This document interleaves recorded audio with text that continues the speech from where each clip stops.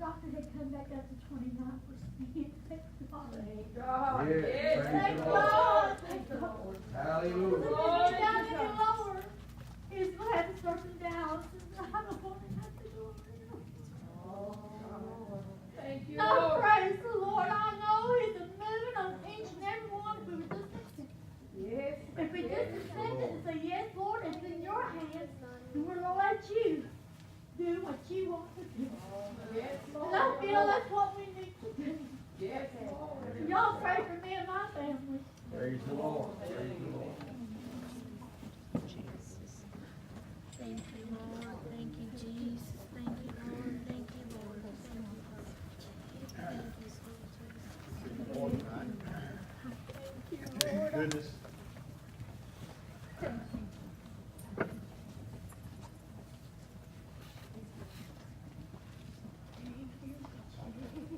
Enjoyed the service this morning.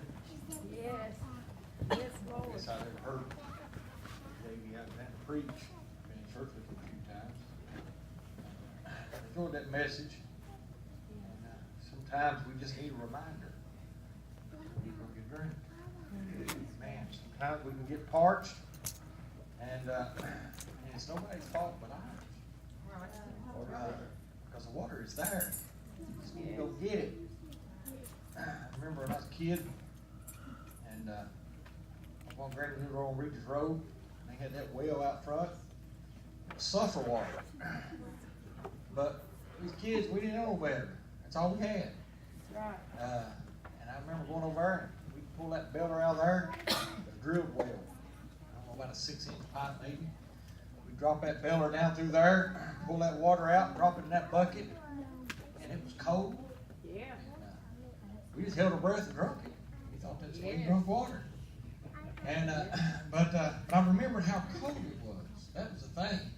When it first came out of that well, Greg Hackworth had moved over there across from where they lived. He had a drilled well. I was over there one day and I said, I'd like to try some of that water. I knew it was sulfur.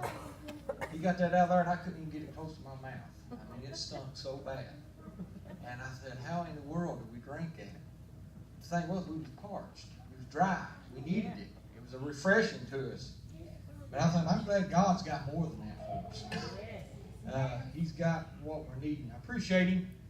And to be honest, I really came with something on my heart, but I thought maybe Russ Sparks would preach tonight. But he came in and told me to go ahead, and I'll do my best. But in the book of Luke, chapter 5, we'll start reading verse 1.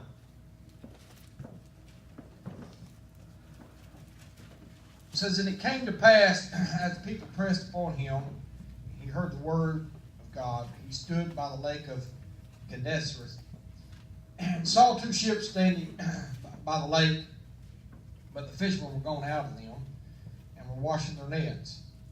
And he entered into one of the ships, which was Simon's, and prayed him that he would thrust out a little from the land.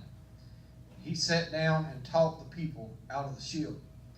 Now when he had left speaking, he said unto Simon, launch out into the deep, and let down your nets for a draught. And Simon answered and said unto him, Master, we have toiled all night, and have nothing, and have taken nothing. Nevertheless, at thy word I will let down the net. And when he had this done, they enclosed a great multitude of fishes, and their nets brake. And they beckoned unto their partners, which were in the other ship, that they should come and help them. And they came and filled both ships, so that they began to sink. And when Simon Peter saw it, he fell down at Jesus' knees, saying, depart from me, for I am a sinful man, O Lord. And he was astonished, and all that were with him, at the draught of fishes which they had taken. And so was also James and John, the sons of Zebedee, which were partners with Simon. And Jesus said unto Simon, fear not, for henceforth thou shalt catch men. And when they had brought their ships to the land, they forsook all and followed him. Thank you for standing for the reading. I thought, really got just a few things jotted down here. But I began to think about this some earlier in the week. And I guess all winter, but Jim, I've been thinking about fishing. I thought, you go through, if you like the outdoors, you have seasons, you have your hunting seasons and all those things. But I thought Colin likes to fish. When he's in Paducah, his other pawpaw takes him fishing. And he comes back and telling me all the stories and his fishing tales. And I enjoy fishing. But I thought this winter I've been thinking about it, and so the last few weeks I gathered up all my rods and reels and took them apart, cleaned them and oiled them, and greased the things that need to be greased, and put them together, put new line in them, anticipating fishing. But it's cold. And I thought, those sports fishermen, they get out there and they don't care what kind of weather it is, and they fish. But I began to think about that, and I began to think about catching the fish. And I thought the other day I went to Irvin, and when we came back by the bridge there by my father-in-law's, I looked over and the creek was clear, and you can actually see those rock bars in the bottom of it. And so I told Sister Kathy, I said, I'm going to go fishing. And so I got me a few lures and got me a couple of rods and reels and went down there under the bridge and I began to cast and I hooked something. And, and went to set my hook, a brand new rod and reel, and it broke. And it got away. And I was disappointed. Not only did my fish get away, well, how was a brand new rod and reel? I just bought it. And but I began to think about that, and I thought sometimes we allow things to discourage us. Right. How many times have we ever talked to somebody about the Lord, Brother Steve, and then walked away? Right. And we get discouraged. I thought, I told someone went to work the next day, I told them, I said, that's probably my personal best that I'd ever caught that got away right there. I mean, I doubt it in Granite Creek. But if it was over 15-inch bass, it's probably my personal best. But anyway, it was just, the things that we do sometimes that we allow to discourage us from doing what God would have us to do. But I began to think about this, and I thought Peter and James and John, they were out there and they were fishing, and they had fished all night. They had toiled. They had labored. Right. They weren't out fishing for leisure. I thought, I go fishing to enjoy myself. Yeah. Some people go fishing and they work. I fish for Danny. He works when he fishes. I used to stay all night with him. We go run trot lines and we go frog gigging and we do different things. And when he gets in, he is into it. He works at it. He puts all he's got into it. And he fishes. I remember just being a kid and where my mama and them lived, and there was a pond there, and we'd go out there and I'd catch those little bluegill, about catching with an empty hook. But I was out there one day and there was a big bass over there in the cattails, and no doubt she was fixing the nest or already on the nest or something. Brother Danny said, I'm going to catch her. And he got to pitching lures in there, directly he brought her out of there, big old bass. And I thought he knew what it would take to attract that fish. And I began to think about that, and I thought, we have got to learn what it takes to attract people to what we've got. And it ain't going to be done with all the Molly Grove stores. I thought, my boss this week, Tuesday morning, called into the office, and he called in, and his 19-year-old daughter had taken her life. And tragic story. And someone at work was talking about it, and my son David came in the office and on his way to Lexington, and he was standing there, and someone was talking, and they began to talk about how a lot of young people are taking their own lives. And he told one of the boys there, about his age, he said, it's people our age. And I looked at him and I said, the problem is, I said, you guys are not just dealing with your own drama. I said, you've got all this social media stuff going on. You got everybody else's drama coming on you, and then you're not doing what God would want you to do, and you're not able to cope with life. Things are overtaking you. They're overrunning you. And I thought, no, he didn't want to hear that, but he heard it anyway. And I thought, because we gotta, whenever we got a chance, Brother Tom, we got to throw the line. I thought we got to be ready to do our best to try to draw them in. Yes. And I thought, this world is so corrupt. Yes, it The is. things that's going on, and I thought, a lot of times we don't realize how bad things really are. I go to work. We go to Walmart because we have to get a few groceries, and Kroger, wherever you go, and they're getting it now where you can call and they bring it to the car for you. Some of your sisters, I think, is taking up on that and like it real good. Sister David says, "Amen." And I thought, you get to where you don't even have to deal with a lot of things in the world. And if we're not careful, we'll forget what's really out there. Yeah. We'll forget how bad people are really needing God.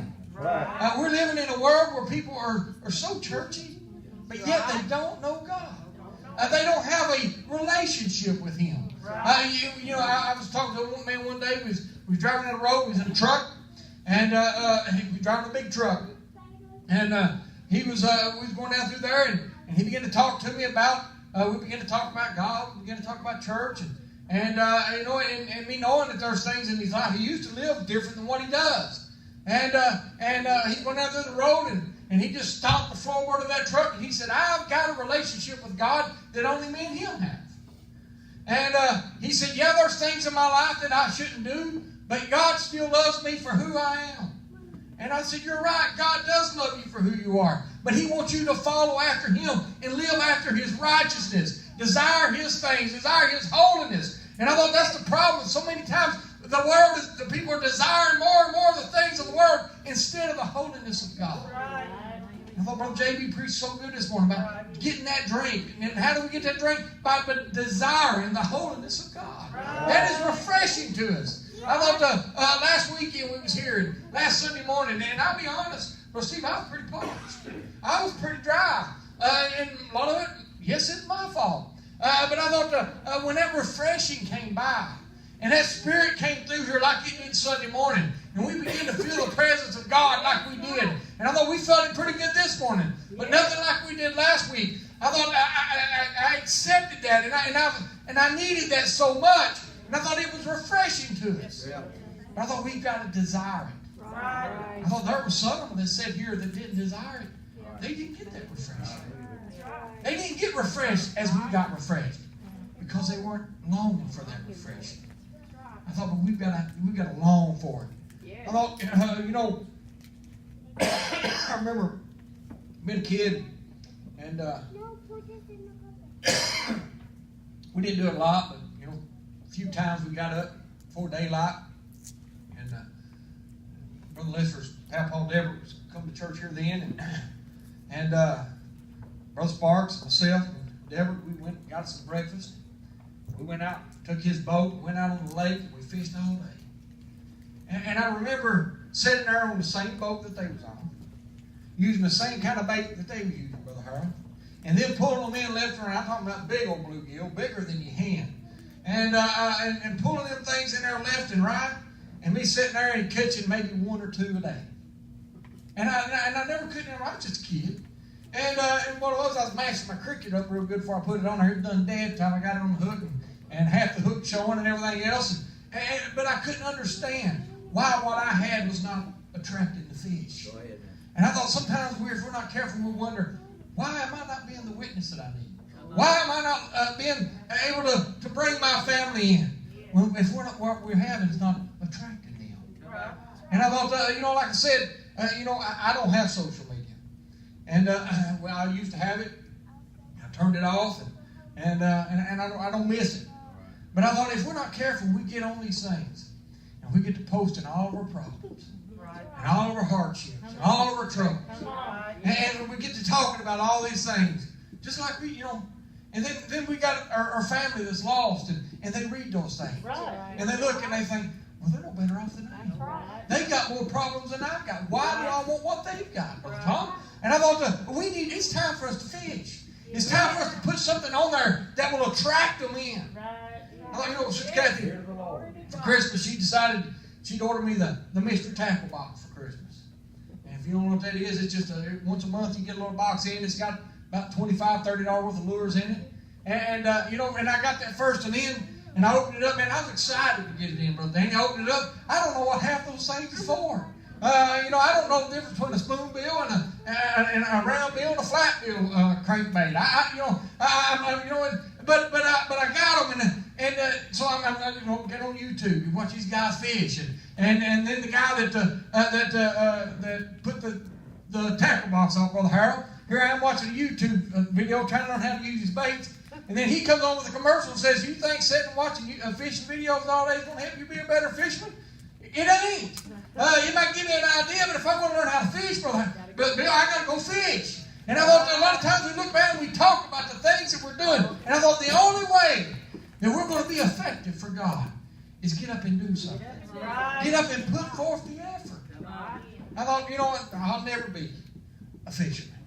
I'll never be an angler, as you would call them. But I thought I enjoy it. And I thought, but more than anything, I want to be able to reach the lost. I want to be able to reach my family.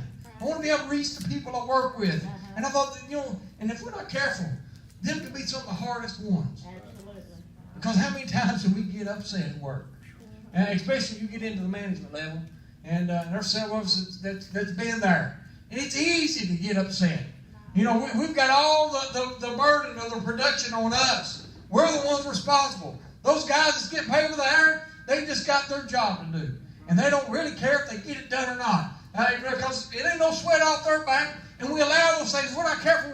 We get irritable. We get to snapping it. I thought, what kind of lure are we throwing? Right. What are we trying to attract them with? I thought, I want to do more for God. I thought I want to be willing to fish. And I thought, fish for men.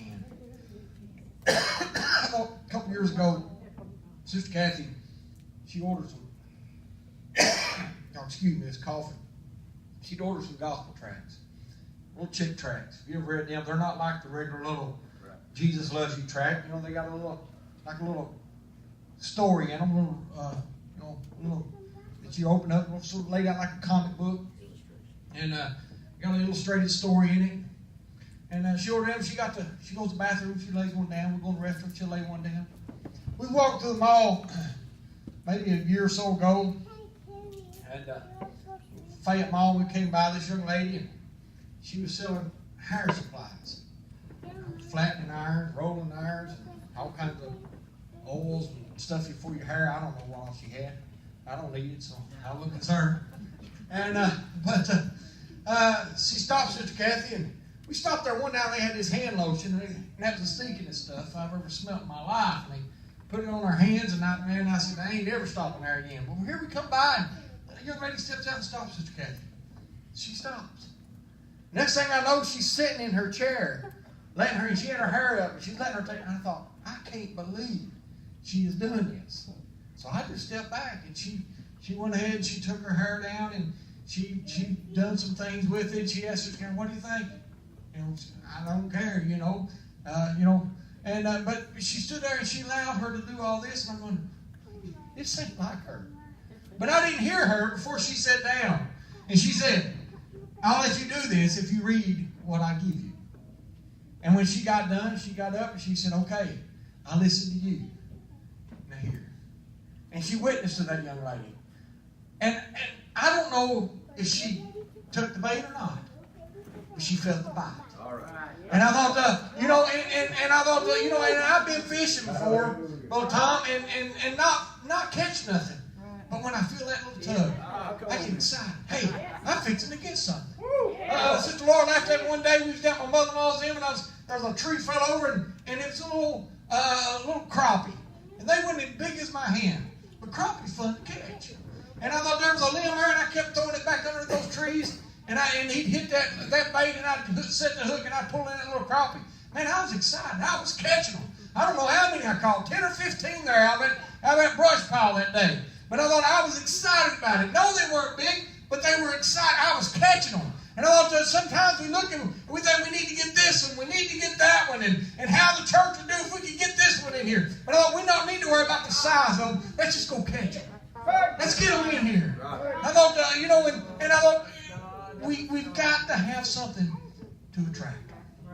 We've got to have the Spirit of God move. I thought that's what it takes. to keep them. I thought, if we're going to be fishing, we've got to be willing to fish. You know, Peter and them said they were professionals. They had fished all night.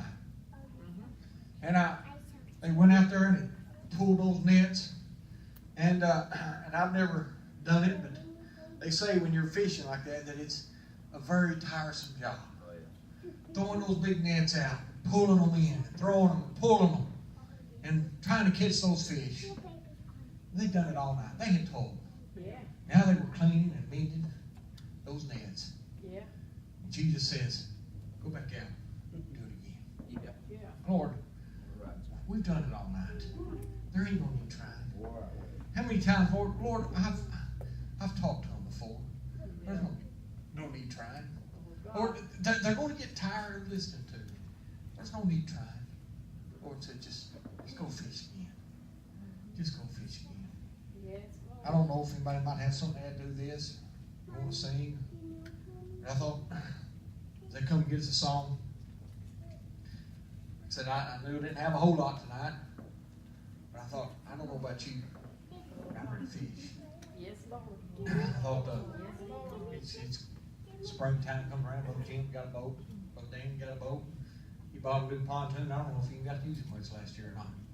Built a nice garage to put it in anyway. But he's probably looking forward to getting out there, using anything, fishing, enjoying himself. I don't have a boat, but Kyle the other day, Papa, we're going to go fishing. Got no pond there behind the house, and I've caught him in December in it. And me and him went down there the other night. Old black, old walnut stain in it, water. I mean, it was dark. Limbs all, logs all over it, and I just knew he was going to hang up. And but he had fun. He just kept casting. No, we didn't catch nothing. He kept trying. We kept casting. I thought that's what we got to do. Just keep casting. Yes. Just keep casting. After a while, we hooked one. And I thought, well, we've got to have something to attract them. I thought they get us a song tonight. I hope I've helped you. I thought, I know this is elementary, but who God used to deliver. But I thought, we've got to be willing to do it God's way. We've got to be willing to change. You know, sometimes when you're fishing, and if you're fishing with bluegill, you put on a worm, you put on a little mealworm, cricket, you might put a blade of grass on there, Brother Steve, and catching things. But if you want to catch some bass or catfish or trout fish, something, you've got to have something to attract them. Just anything, they won't bite. And I thought sometimes you get out there, and especially with bass fishing, you might cast a few times, and then you have to either change poles with already something already rigged up, or change your bait. Just keep trying. After a while, you get a strike. And I thought when it comes to the gospel, I thought there's no changing it. All we got to do is present it as God gives it. And I thought that and live what we present. And I thought if we do, we get them in. So give us a song tonight. Let's pray. Hallelujah. Hallelujah.